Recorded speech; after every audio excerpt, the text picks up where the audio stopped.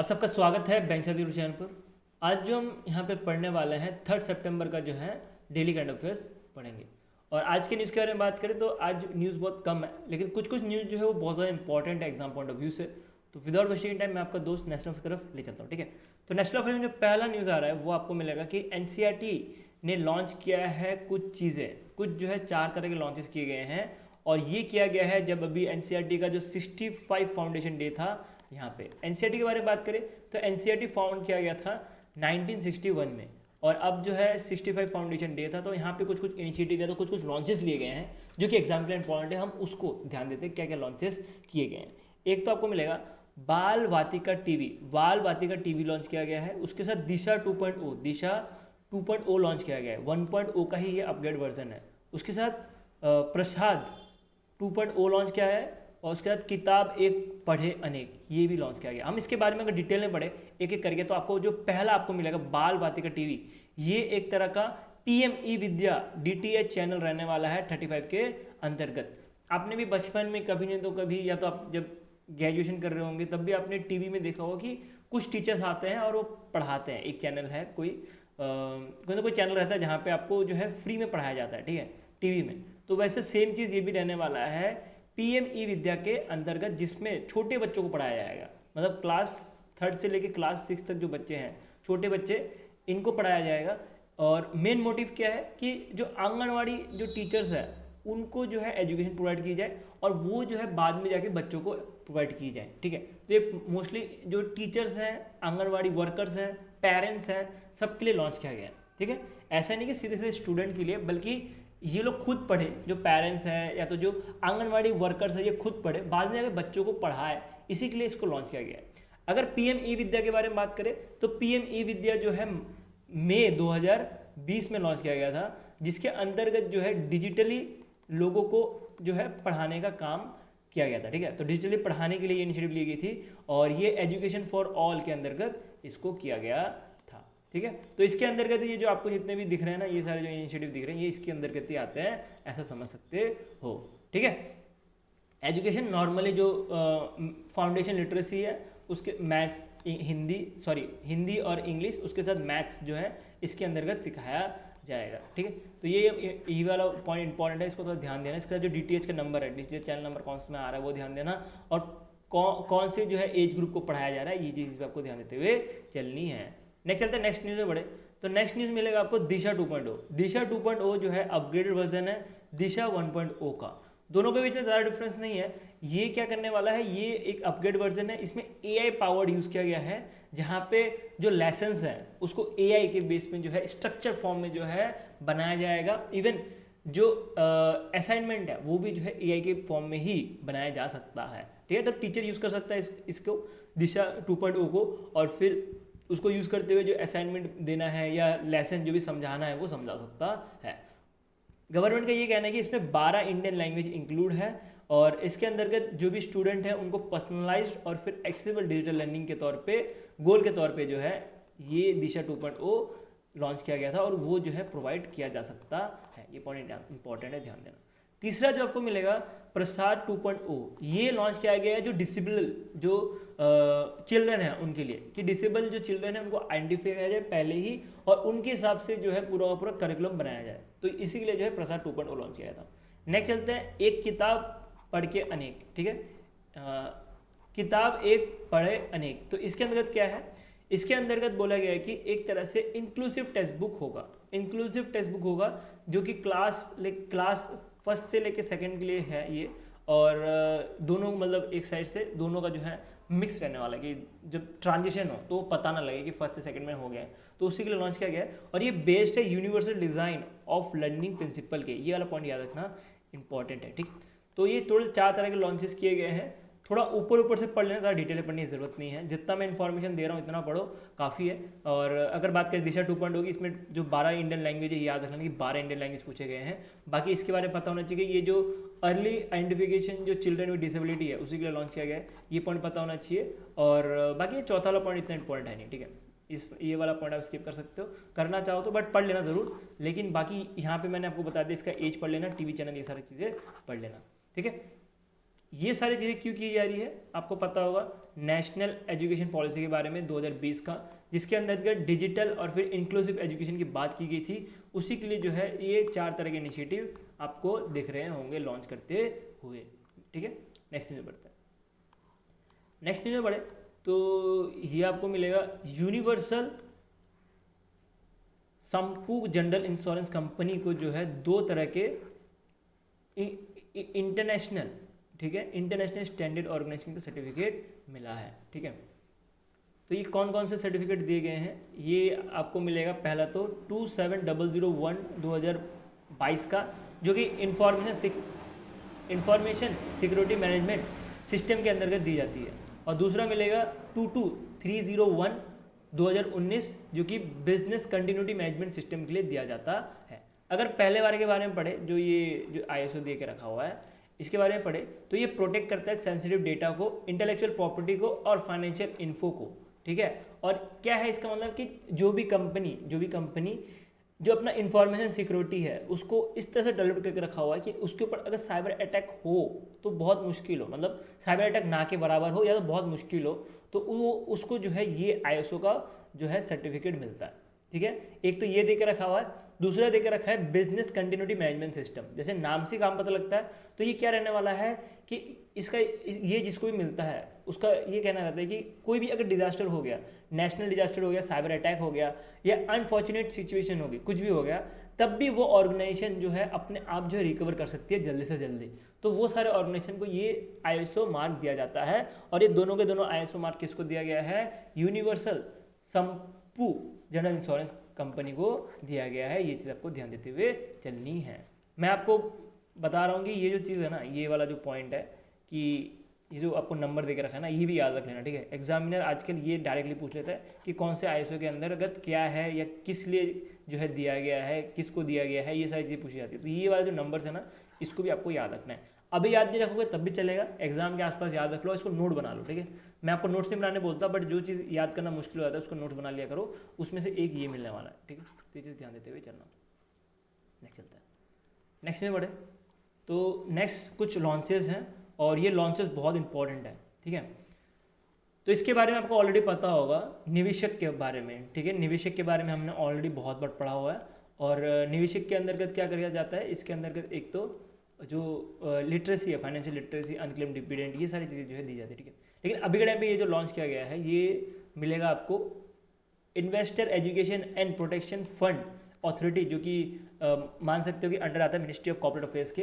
तो इन्होंने लॉन्च किया है निवेशक दीदी फेज 2। निवेशक दीदी फेज 2 के अंतर्गत जो रूरल वुमेन है उनको जो है फाइनेंशियल लिटरेसी देने का काम करने वाली है। ठीक है, इसको अभी कहाँ लॉन्च किया गया? इसको हैदराबाद में लॉन्च किया। ये चीज़ ध्यान देना, हैदराबाद का जो पंचायत है वहाँ पे लॉन्च किया गया है, जहाँ पे वुमेन को जो है एक कोई वुमेन रहेंगी जो बाकी सारे ग्रुप्स ऑफ वुमेन जो है उनको फाइनेंशियल लिटरेसी देने का काम करने वाली है। ठीक है, क्या फोकस होने वाला है?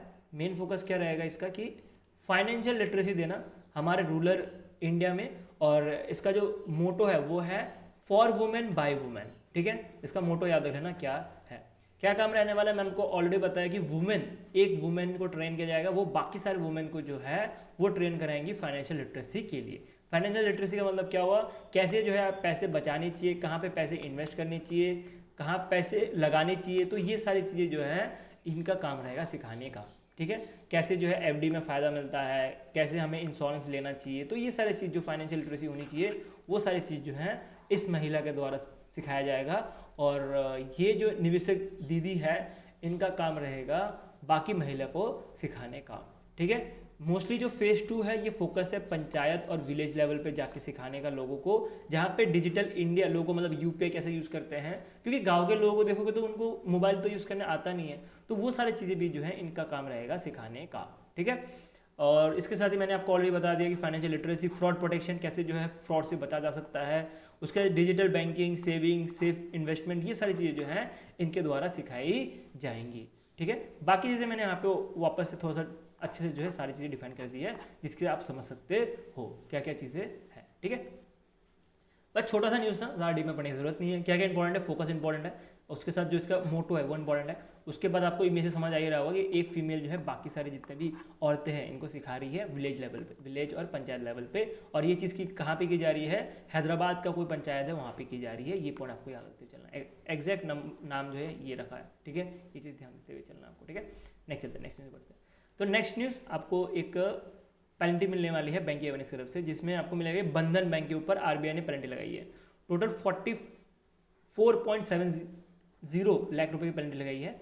कारण है कि जो आरबीआई का नॉर्म्स है वो फॉलो नहीं किया गया है under the banking regulation act 1949 section 10 subsection AB2 के अंदर का, ठीक है। तो सबसेक्शन A क्लॉज B और उसके 2 के अंतर्गत जो है जो भी बंधन बैंक है इन्होंने फॉलो नहीं किया, जिसकी वजह से इनके ऊपर अभी पेनल्टी लगाई गई है। और ये लगाई गई है क्योंकि आपको पता होगा कि इनके ऊपर कंटिन्यूसली जो है निगरानी रखी जाती है। तो इनका फाइनेंशियल पोजीशन जो है एज ऑफ 31 मार्च 2024 के हिसाब से जो है इनके ऊपर ये पेनल्टी लगाई गई है। क्या कारण है पेनल्टी लगाने का, इसको पढ़ते हैं। ये कारण इंपॉर्टेंट रहता है, ठीक है, सबसे इंपॉर्टेंट ये कारण ही रहता है कि इन्होंने जो है कमीशन देना चालू कर दिया था एम्प्लॉयज़ को, जो कि अगेंस्ट था आरबीआई के रूल के, इसके से लगी गई है। दूसरा आपको मिलेगा कि मैनुअल इंटरवेंशन किया था इन डेटा ऑफ सम अकाउंट्स। ये बहुत ख़राब चीज़ है कि आपका कोई अकाउंट पड़ा हुआ है वहाँ पे अगर आपका डेटा अगर कुछ मैनुअली इंटरवेंस किया जाए तो बहुत ख़राब चीज़ है। तो इसके से पेनल्टी लगाई गई है। और failure to maintain proper audit trials log, तो ये सारी चीज़ें की वजह से जो है इनके ऊपर पेनल्टी लगाई गई। ये रीज़न बहुत ज़्यादा इंपॉर्टेंट है। सेक्शंस इंपॉर्टेंट नहीं होते एग्जाम में, आजकल सेक्शन पूछे जाने के चांसेस बहुत कम बन जाते हैं, ठीक है। तो सेक्शंस पढ़ जरूर लेना, पर देखोगे तो सेक्शन इंपॉर्टेंट नहीं होता और याद रखना ही बहुत ज़्यादा मुश्किल होता है। तो इसका भी एक नोट्स बना लेना अलग से अगर आप करना चाहो तो, ठीक है। नेक्स्ट चलते हैं, नेक्स्ट न्यूज़ पढ़ते हैं। बस सेक्शन लिखना, बंधन बैंक लिखना और आरबीआई ने पेनल्टी लगाई है, इतना चीज़ लिखना है, बाकी कुछ लिखने की जरूरत नहीं है। बाकी सब तो आपको पीडीएफ से मिल जाएगा। नेक्स्ट MUN कोलैब के बारे में पढ़े तो इसमें आपको मिलेगा कि मिनिस्ट्री ऑफ माइनॉरिटी अफेयर्स ने पार्टनर किया है। आपको मिलेगा कि Indian council of agriculture research central marine fishery research institute के साथ पार्टनर किया है, ठीक है। तो ICAR जो मोस्टली एग्रीकल्चर रिलेटेड जो चीज़ें रहती है वहाँ पे फोकस करती है, तो उसी का जो है एक सब ब्रांड मान सकते हो central marine fishery research institute. तो ये दोनों मिलकर क्या लॉन्च कर रहे हैं, मत्स्य शक्ति प्रोजेक्ट लॉन्च कर रहे हैं। अब मत्स्य शक्ति प्रोजेक्ट जो है केरला में लॉन्च होगा, जिसका काम होगा कि जो भी केरला के जो फिशरमैन हैं जो माइनॉरिटी में हैं उनको एम्पावर करने का। टोटल 1 साल लंबा ये जो है प्रोग्राम चलने वाला है, जिसमें मिनिस्ट्री ऑफ माइनॉरिटी अफेयर्स उसके साथ ICAR का जो central marine fishery research institute है, इसका भी स्पेसिफिक बात करें तो इसका जो रीजनल सेंटर केरला है ये जो है पार्टनर करके ये मत्स्य शक्ति प्रोजेक्ट लॉन्च करने जा रहे हैं, जिसके अंतर्गत 1 साल लंबा ट्रेनिंग प्रोग्राम होगा जो कि मैंने आपको ऑलरेडी बताया, जिसमें जो भी फिशरमैन हैं उनको एंटरप्राइज स्किल और फिर डोमेन नॉलेज कैसे जो है फिशरी करनी चाहिए उसके ऊपर नॉलेज दी जाएंगी। और इनको ट्रेनिंग तो दी जाएंगी, उसके अंतर्गत इनको कुछ ना कुछ स्टाइपेंड भी प्रोवाइड किया जाएगा, ऐसा कुछ कहना है इस प्रोजेक्ट के अंतर्गत, ठीक है। तो ज़्यादा इंपॉर्टेंट न्यूज़ है नहीं, लेसन बोर्ड में आता है और एक बार बस पढ़ लेना, आपको समझ आ जाएगा पूरा चीज़।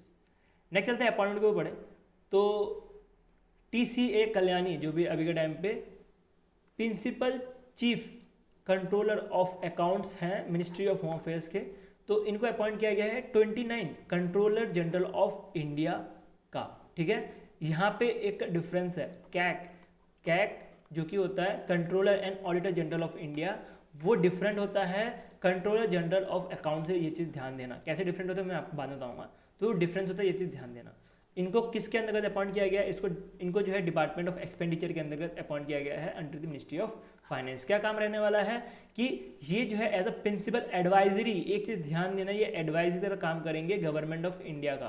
तो गवर्नमेंट ऑफ इंडिया का जो भी अकाउंटिंग है उसके ऊपर एडवाइस करने का काम करेंगे। इसके साथ ही ये प्रिपेयर करेंगे मंथली और एनुअल फाइनेंशियल रिपोर्ट भी गवर्नमेंट का, उसका जो गवर्नमेंट का जो अकाउंट है उसको भी मैनेज करने वाले हैं। तो ये 3 तरह का जो है इनका मेजरली काम रहने वाला है, ये चीज़ आपको ध्यान देनी है। अगर बात करें कि कैसे जो है CAG का डिफरेंस होता है कैक से, हम उसके बारे में डिफरेंस पढ़ लेते हैं, ठीक है। तो कैक आपको पता होगा कि कॉन्स्टिट्यूशनल बॉडी है और ये जो है डिफरेंस पता होना इंपॉर्टेंट है, एग्जाम में नहीं पूछा जाएगा, इन जनरल आपको पता होना चाहिए। अगर बात करें CGA की, ये रिस्पॉन्सिबल होता है फॉर द गवर्नमेंट का जो इंटरनल ऑडिट है और पेमेंट है उसके लिए।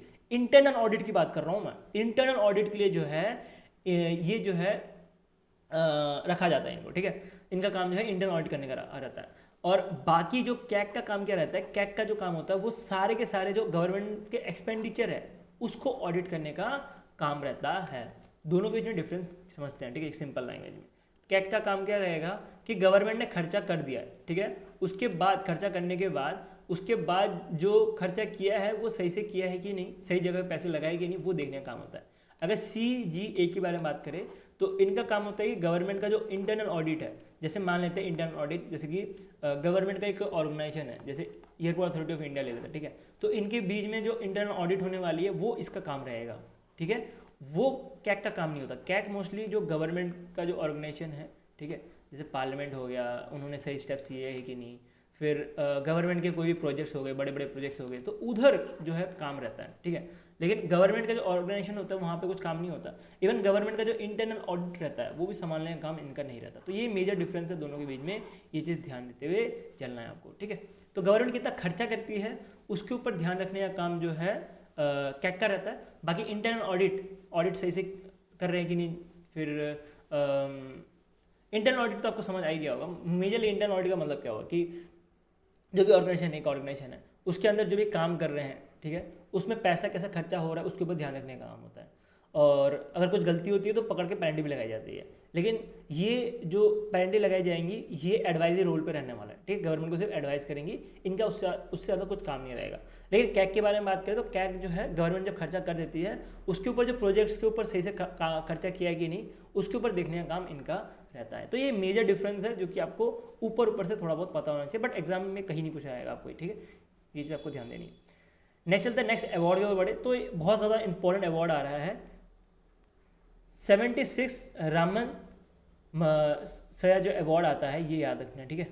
तो ये 67 नहीं है, 67 रमन अवार्ड 2025 का ये दिया जाता है board of trust of Raman foundation के द्वारा, जो कि अभी के टाइम पे इंडिया की तरफ से जो NGO है एजुकेट गर्ल्स को जो है दिया गया है। टोटल 3 आपको मिलेंगे अवार्ड दिया गया है, एक फिलीपींस को, एक इंडिया को और एक मलेशिया को, आई थिंक ना, 3 तरह के अवार्ड दिए गए हैं। तो इंडिया वाला ज़्यादा इंपॉर्टेंट है, हम इसको ही कवर करते हुए चलते हैं। अभी के टाइम पे ये अवार्ड कहाँ पे दिया गया था, ये मनीला में दिया गया था। और इसका थीम भी देखोगे तो आपको ये थीम मिलेगा, आवर फ्यूचर, ठीक है। और ये इंडिया का पहला NGO है जिसको अवार्ड मिला गया है, ये पॉइंट ध्यान देना। उसके साथ ये जो NGO है ये इस्टेब्लिश हुआ था 2007 में, हुसैन के द्वारा जो है इस्टेब्लिश किया गया था राजस्थान में।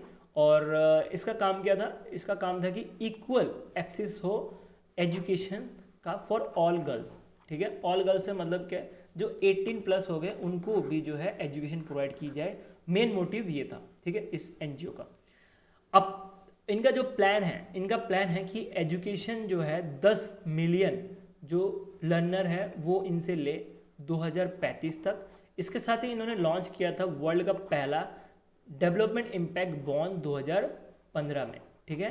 तो डेवलपमेंट इम्पैक्ट बॉन्ड के अंतर्गत ये एक तरह का बॉन्ड था जो कि निकाला गया था कि जो पैसा लेके जो है ये बाद में एजुकेशन यहाँ पे यूज़ करे। तो डेवलपमेंट इम्पैक्ट बॉन्ड जो है इन्होंने 2015 में लॉन्च किया गया था। और अभी के बारे में बात करें तो अभी ये 50 पायलट विलेजेस में जो है काम कर रही है। और इसमें आपको मिलेंगे कि 50 पायलट विलेजेस से ये टोटल 30,000+ विलेजेस को कवर कर चुकी है अब तक, ठीक है। एक बहुत बड़ी बात है, कहाँ 50 कहाँ 30,000। तो पहले स्टार्टिंग में 50 जो है विलेज से स्टार्ट किया था और अब जाके जो है 30,000 विलेजेस तक पहुँच गई है, ठीक है। मैंने ऐसे आपको बताया कि ये जो है जो भी लड़कियां रहती है जो पढ़ नहीं पाती है, अपने जो एजुकेशन पूरा नहीं कर पाती है, उनके लिए जो है ये लॉन्च किया गया है। तो ये जो है प्रगति प्रोग्राम इन्होंने एक लॉन्च किया गया था, जिसके अंतर्गत जो भी यंग वुमेन हैं जो कि 15 से 29 साल तक है, जो अपना एजुकेशन पूरा नहीं कर पाई और वो अपना एजुकेशन पूरा करना चाहती है, तो उनके लिए एक ओपन स्कूल भी लॉन्च किया गया था। ये वाला पॉइंट भी याद रखते हुए चलना है आपको, ठीक है। तो इसके अंतर्गत टोटल 31,500+ लर्नर जो है अब तक जो है इन्होंने पढ़ाए हैं, ठीक है। तो जो गर्ल एजुकेशन है जो कि मोस्टली नहीं दिया जाता अभी भी बहुत सारे कंट्रीज, बहुत सारे स्टेट्स में, तो वो सब कुछ जो है कंप्लीट करने का काम इस NGO का रहता है। इसी वजह से जो है इस NGO को ये अवार्ड दिया गया है। इसके साथ ही मरीन कंजर्वेशन करने के लिए जो है आपको मिलेगा कि थाईलैंड से मालदीव से जो है ये अवार्ड दिया गया था अली को, ठीक है। सहीना अली को जो है ये अवार्ड दिया गया था। ये मैं आपको थोड़ा सा इमेज जूम कर सकता हूँ, तो मैं आपको थोड़ा करके देता हूँ यहाँ पे, 1 मिनट देना मेरे को। तो ये आप देख सकते हो, आई थिंक, हाँ ये जो पर्सन है ये है, ठीक है, मैं यहाँ पे जूम नहीं कर पा रहा हूँ। तो ये जो पर्सन है ये देख सकते हो मालदीव से है, तो इनको दिया गया है। ऊपर से जो फिलीपींस के जो पर्सन है ये देख सकते हो, ये फादर है कुछ, तो इनको जो दिया गया है service to poor and marginal जो, और फिर पुअर को सर्व करने के लिए ये अवार्ड दिया गया है, ठीक है। तो इनको मरीन टाइम के लिए अवार्ड दिया गया है। ये एनजीओ है इंडिया का जिसको एजुकेशन बढ़ाने के लिए अवार्ड दिया गया है, और ये जो फिलीपींस के हैं इनको सर्विस पुअर को देने के लिए अवार्ड दिया गया है, ठीक है। आपको समझ आ गया होगा। अभी ये अवार्ड का जो है अनाउंसमेंट किया गया है कि इनको अवार्ड दिया जाएगा। कब दिया जाएगा? 7 नवंबर 2025 में दिया जाएगा मनीला फिलीपींस में जो है अवार्ड दिया जाएगा। अभी इसके बारे में अनाउंसमेंट हुई है कि इन ऑर्गेनाइजेशन को अवार्ड मिलने वाला है, और बाद में जाके 7 नवंबर 2025 को ये अवार्ड दिया जाएगा। अगर इस अवार्ड के बारे में बात करें तो इस अवार्ड को स्टार्ट किया गया था 1958 में, जहाँ पे प्राइज मनी $50,000 दिया जाएगा। ये पॉइंट याद रखना, ये एग्जाम में कभी कभी प्राइज मनी पूछा जाता है, तो ये चीज़ आपको ध्यान देते हुए चलनी है, ठीक है। नेक्स्ट चलते हैं, नेक्स्ट एक्वेशन के ऊपर बढ़ते हैं। एक्वेशन के ऊपर बढ़े तो ये आपको मिलेगा कि टाटा स्टील लिमिटेड ने जो है एक्वायर किया है टी स्टील होल्डिंग लिमिटेड को सिंगापुर के। अब टाटा स्टील ने पूरा का पूरा 100% इसको एक्वायर कर लिया है। कितने रुपए में? 3,104 करोड़ रुपए में जो है पूरा का पूरा इसको एक्वायर कर लिया गया है। छोटा सा न्यूज़ था, ज़्यादा इसमें कुछ पढ़ने की जरूरत है नहीं, ठीक है। नेक्स्ट चलते हैं, नेक्स्ट में बढ़ते हैं। नेक्स्ट न्यूज़ में बढ़े तो डिफेंस में एक एक्सरसाइज है जो कि 14 एक्सरसाइज मैत्री 2025 जो है लॉन्च किया गया है। ये इंडियन आर्मी और जो थाईलैंड आर्मी है, देख सकते हो इंडियन आर्मी का पर्सन है और ये थाईलैंड आर्मी का पर्सन है, और ये एक्सरसाइज का नाम लिखा है, जो कि कहाँ पे हो रहा है? मेघालय में हो रहा है। मेघालय के जंगल में हो रहा है। क्या काम रहने वाला है कि काउंटर टूरिज्म कैसे हो, या तो काउंटर इन सर्जरी कैसे हो, उसके लिए ये एक्सरसाइज की जा रही है, जिसमें मिलेगा कि दोनों साइड से, मतलब थाईलैंड और इंडिया की तरफ से 50 जो है सोल्जर भाग लिए हैं। और इंडिया के बारे में बात करें तो इंडिया 5 साल बाद जो है होस्ट कर रहा है। इसके पहले जो है थाईलैंड में होस्ट हुआ था, और उसके पहले भी जो है थाईलैंड में ही होस्ट हुआ था, और टोटल 5 साल के बाद 2019 के बाद जो है इंडिया अब जाके इसको होस्ट कर रहा है। ये पॉइंट याद रख लेना, ठीक है। पहली बार ये 2006 में होस्ट किया गया था, जो कि एग्जाम रिलेवेंट नहीं बनता, और अल्टरनेटिव इंडिया थाईलैंड में होता है, लेकिन 2019 से कोविड आ गया था बीच में, उसकी वजह से रुक गया था, और अब जो है पिछली बार जो है थाईलैंड में हुआ था और अब इंडिया में हो रहा है, ठीक है। बात करें पीडीएफ की, तो पीडीएफ आपको मिल जाएगा, link in the description, banking साथी टेलीग्राम ग्रुप में, इवन www.myps.com पे भी मिल जाएगा। आप वेबसाइट का नाम यहीं से देख सकते हो, कहीं पे मिल जाएगा। ये रहा वेबसाइट का नाम नीचे है, आप वहाँ से भी डाउनलोड कर सकते हो पीडीएफ। बाकी बात करें वीडियो की, तो वीडियो अच्छा लगा तो लाइक कर देना। ऐसे ही कंटेंट देखते रहे सेकंड चैनल। बाकी हम मिलते हैं कल एक नए सेशन के साथ।